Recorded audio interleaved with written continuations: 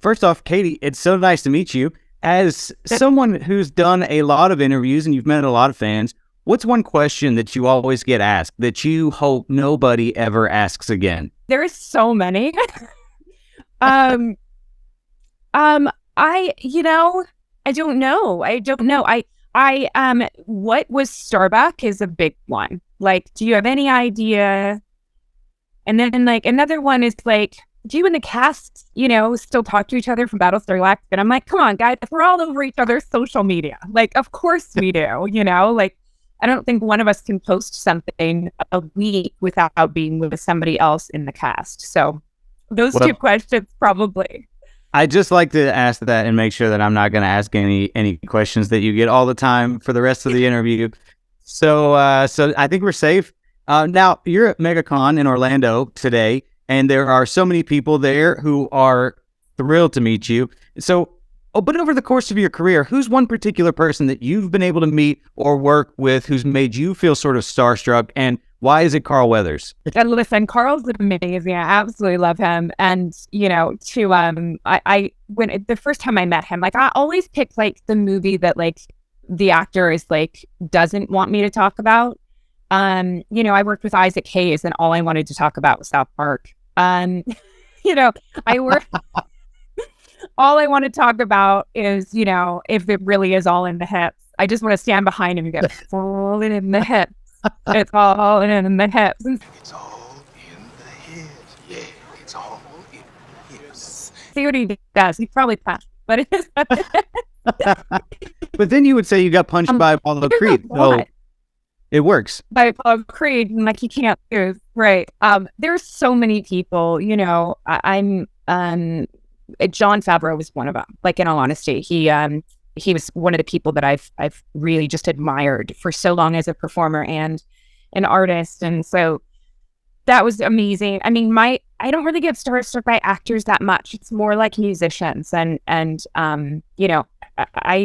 was like inches away from Springsteen and like almost had a heart attack. So that was like, crazy. Yeah, he's my jam. But I was in the same room as Harrison Ford, and I told my dad. So I was just the same room. I was a little starstruck, let's be honest. I was a little starstruck by Harrison Ford. I think I had this grandiose idea when I was a child that I could marry him. And I don't think that that's possible. So, you never know. Married. But, you never know. You never know. I wanted to talk about, first off, congratulations, because Bo-Katan just had a huge episode. I mean, the episode that aired yesterday was wild. I just want to know, what's your reaction to Bo-Katan being positioned to, unite and lead the Mandalorians?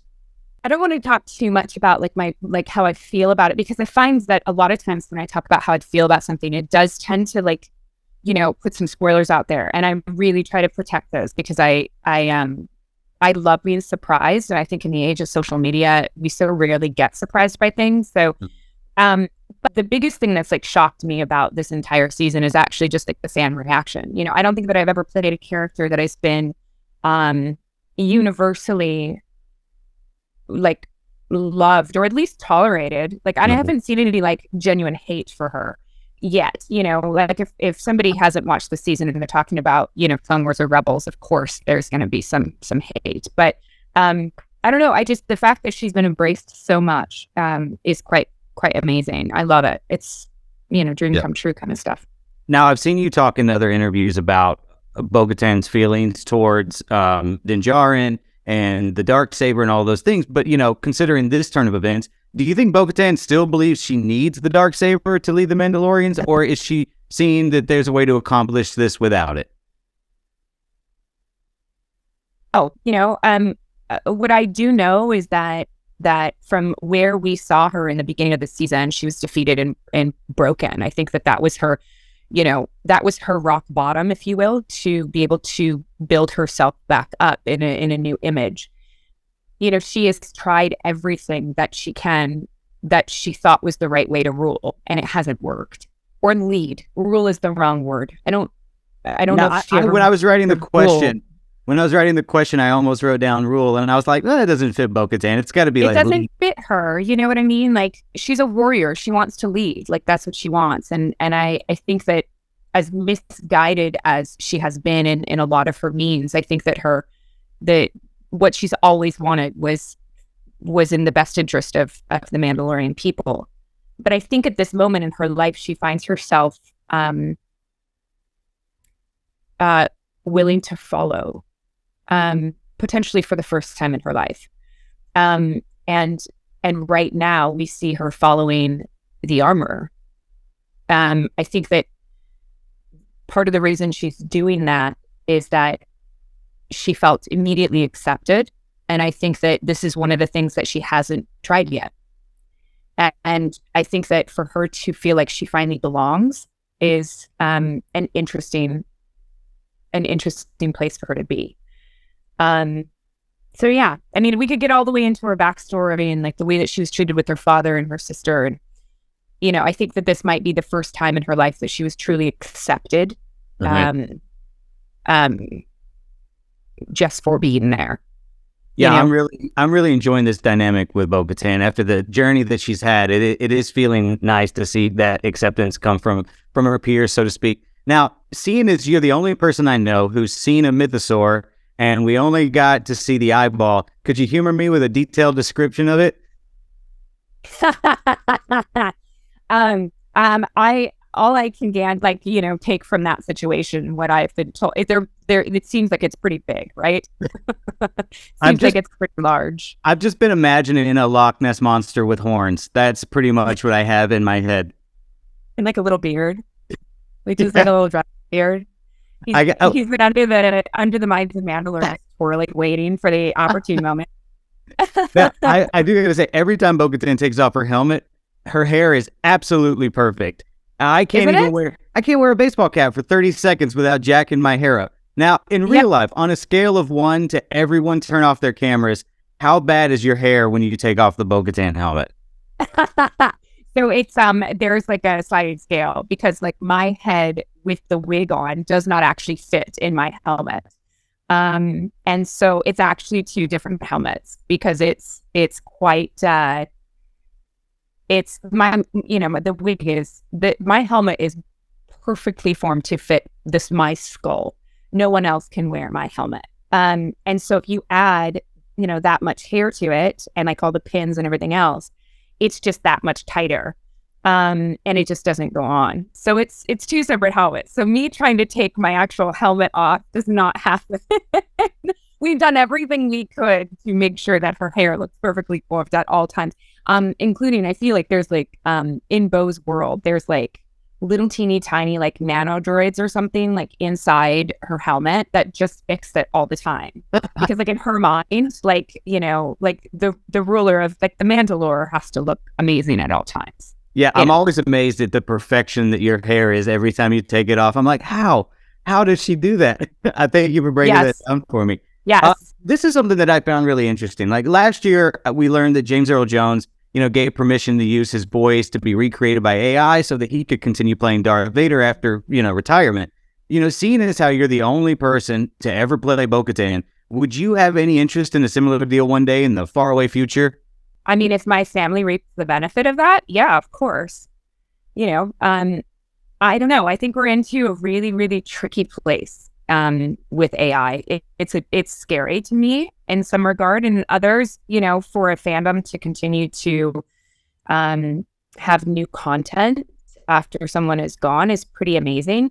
But I do believe that the original artist should always be financially paid for their work, and to sit there and say that they're not working anymore is that's fine. But you don't see people out there copying Picassos and being like, it's fine.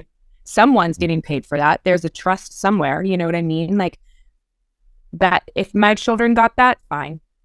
But I also that it's a really slippery slope. Like I've done everything in my power to position myself in a place in my career, and I've turned a lot of things down because I wanted to make sure that I had control of the way that I was viewed and the way that I was perceived and the image that I portrayed and the morals that I pulled with me throughout my career.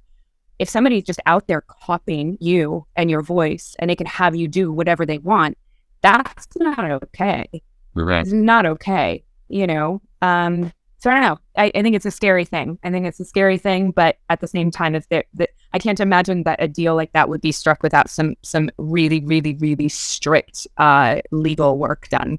Yeah, I would think so. And I agree with you. It's such a weird situation because on one hand, it's like, I think it's different when the actor like is aware that this might be happening. Like when you hear about like Bruce Willis or James Earl Jones doing that versus like a James Dean being recreated. It's like James Dean had no idea. Like he didn't, consent to that. That's crazy. And so it's tricky. It's just strange. Could you imagine going out? Like, let's use Springsteen as an example. Like, could you imagine after he's gone, like his estate was like, let's create new music. Yeah. Let's just put it out. Yeah. And it's crazy just for AI. Brad. Yeah. That's wild. You can't do that because they've also proven that AI makes mistakes in this recreation stuff. Like, I don't know. I think it's slippery slope personally. I agree with you. But now you've been in 2 massively successful sci-fi franchises. Do you find it easier acting with the volume on The Mandalorian versus acting on green screen back in the Battlestar Galactica days? I mean, they both present different challenges, right? On Battlestar, there was really no waiting around to make sure that the green screen was like ironed. You know what I mean? Yeah. And on the volume, if there's one glitch in the volume, the whole thing shuts down. Not the whole thing shuts down, but you can't film if like one little tiny square is like blue. You have to fix it. And there's a lot of times where we have to wait for the volume to like reboot or them to like adjust it, or which is it's an amazing problem to have because it provides such a different level of believability for us and the fans. But yeah, different challenges for sure. Neither one is easier or harder, I don't think. Now, I'm sure everyone asks you to compare the Viagra and the Gauntlet all the time. Which is better, which is faster. But I want to know which one is the most comfortable to sit in. The Gauntlet, for sure. I was notoriously left in my Viper during lunch one day. They forgot I was in there because like once you were in there, you're in there, like they 5-point harness you. There was like a hose that they would put through the back of your suit because it was so hot in there. And the helmet had no airflow. So you just got in that thing and like, it was like a perfect scenario to fall asleep. And they left me in there.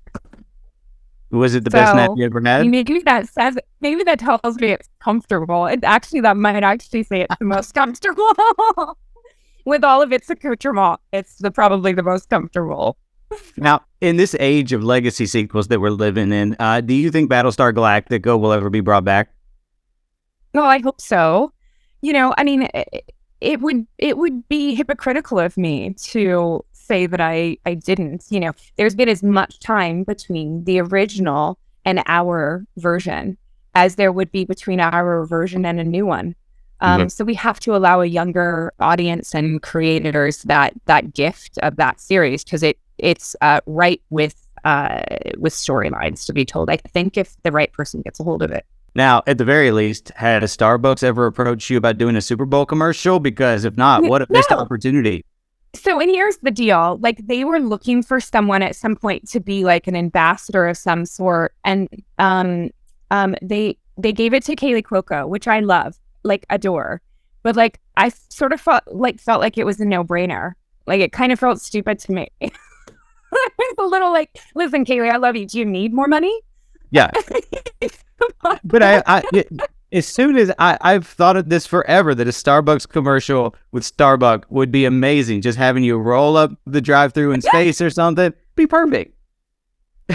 No, it would be absolutely perfect. And I think that there's a really large missed opportunity here. You know.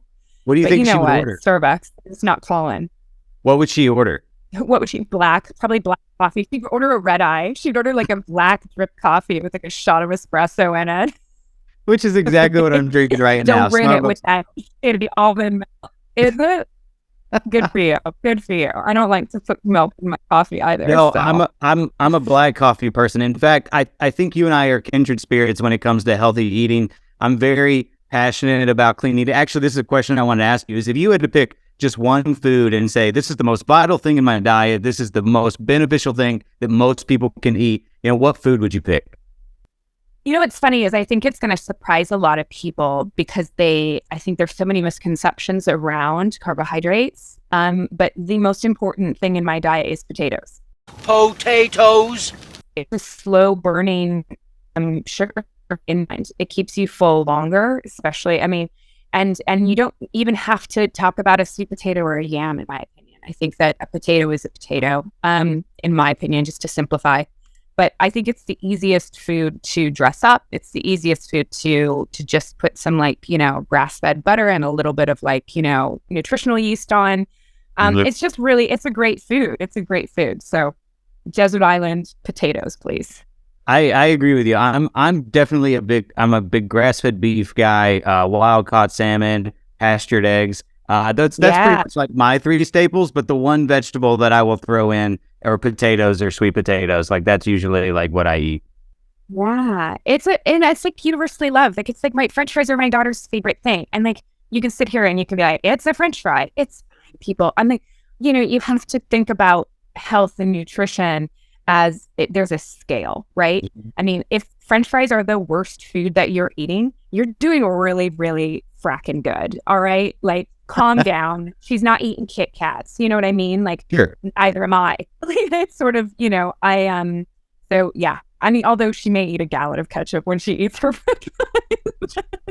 But it is my primal, what's it called? Primal foods, primal kitchen. Yeah. Sugar-free ketchup. So I don't feel so bad. I do sugar-free barbecue sauce with mine. So yeah, I could get off on such a tangent talking about diet with you. Yeah. We got to get back to the comic questions or they're going to kill me. I could talk diet and fitness all day long, but yeah. Now, something that was very interesting to me that I had read before was that you based your performance as Starbuck sort of on Linda Hamilton in Terminator 2 is what I'd read. I did a little bit. Her and my brother, actually. Well, so I was curious if that's the case. Was there anyone in particular who inspired your performance as Bo-Katan? No, as far as Bo is concerned, it is true. Linda Hamilton has been an idol of mine for a very, very long time. She and Sigourney Weaver have inspired my entire career. And my brother, actually, because I had never seen portrayed a female soldier with masculine qualities, still with vulnerability. So I was looking for a person that I knew to be very masculine who also had vulnerability, and my brother is that person. And so I sort of based her a little off him as well. And so with Bo, no, to me, Bo-Katan was always an animated character that I drew motivation from. She was already there. I didn't need to base her off of another person. You know what I mean? Okay. And so no, not really. Okay. It's a long-winded answer, isn't it? No. It's fine. We got time, so it's no problem at all. I wanted to tell you that I absolutely love Oculus. It's one of my favorite horror films, and I thought you were fantastic in it. It's crazy that it's been like 10 years since it was released. I wanted to know what's it been like seeing both of your kids, Karen Gillan and Brendan Thwaites, go on to become superheroes. Oh my gosh! Well, we had so much fun making that movie, and everyone from Annalise Basco is doing great work over on Snowpiercer as well. I love Karen. She's one of the most pure, joyful human beings I've ever had the pleasure of working with, and Brenton's just too cute for his own good. They're both just doing fantastic. So so happy for them. I've interviewed Brenton, and he's just such a nice guy. He's just such a sweetheart. I know. He's so chill. It was also one of Mike Flanagan's first films, and I was curious, have you guys ever discussed working together again? I only ask because yesterday Deadline reported that Mike had pitched a Batman spinoff about Clayface, and I know you voiced Poison Ivy before, and I just really want to see you play a Batman villain in live action. I would, I can't say that I would like sell my firstborn because she's quite special to me. But I would like shit twice and die to play Poison Ivy in live action. Excuse my language, I would. And to work with Mike Flanagan again. He is such a genius. And you know, so collaborative.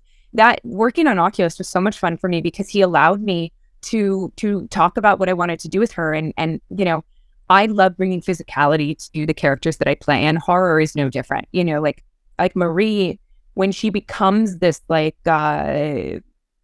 animalistic version of herself, I wanted to create an animalistic style of movement to her that seemed just so unnatural and uncomfortable and very not human. And he was so all in. Like, he was like, what does that look like to you? It's always interesting when a director or someone goes, can you show me first? And you're like, okay, let's figure it out together. Because I hadn't thought of it. I was like, I just want to do this. And then I just started like crawling on the ground and we figured it out together. But, you know, it's always funny when like, you know, when I did my crazy, terrible, amazingly fun British accent in The Flash, and I told them I was going to do a British accent, they were, can you show us? Like, because people can't notoriously, the creatives and the uncreatives in this business, they can't picture something until you show them. Like, they can't, you know, because everybody sees it their own way, and you have to show them a different way before they go, oh yeah, that works. I also, and I was going to say, I feel like the British accent is one of those accents that people get a little snobby about Americans doing. Like, it's like British and Australians can do American all the time. Like, that's no problem for them to do American accents. Not very well. You know what I mean? Yeah. I mean, like, not very well, but we still allow them to get away with it because they're just, you know, they're everything sounds smarter in accent, I guess. But like, you know, I sort of, in my British accent, was sort of making the foreigners doing American accents because I find that they always pick just like, they go so generic. Nobody speaks like that in real life. And I can always hear accents through, even the most beautiful, the only person I've ever seen, but I mean, I can't say only, I'm sure there's so many of them. But Kate Blanchett can do no wrong. Like, she's always so phenomenally spot on. But I wanted that accent to not be good. I wanted it to sound, I mean, this is a character that I envisioned was from Clearwater, Florida. One thing I wanted to ask, obviously you're most well known for Star Wars and Battlestar Galactica, but aside from that, what's one film or television show performance that you're especially proud of that you'd love for people to go check out? Oh my gosh. I loved a movie called Girl Flu that I did. I loved it. Tiny, tiny, tiny indie movie. It is about a mom who's basically her, you know, a like 12-year-old daughter is raising her. And it's this mom who is sort of growing up with her child. She sort of had her way too young and she doesn't really know how to be a mom. And she's being mothered by her child, basically. And I found it to be so sweet and heartfelt and pure. And I loved that. I liked that performance. Awesome. I will put that on I've got a whole watch list of things to check out. And I like asking this question of people because I like to go back. It's about periods though. So like, get ready. Like, if a tampon scares you, probably not for you. No, I have a 15-year-old son though. So maybe I'll make him watch it with me. He needs to learn these things as well. So there you go. Last question. What do you think it'll take for Bo-Katan to get her own spinoff? Like, who do we have to sweet talk? I mean, I would love to continue to play Bo-Katan as long as humanly possible. I mean, listen, the older I get, the more the haters will just go, now she's the right age.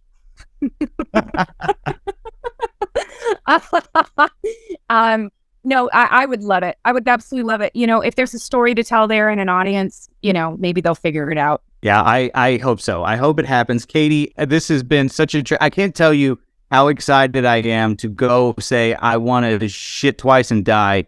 I'm going to steal that from you and say it as often as I can. I think that's just a wonderful phrase. This was a great interview. Thank you so much. I really love talking to you.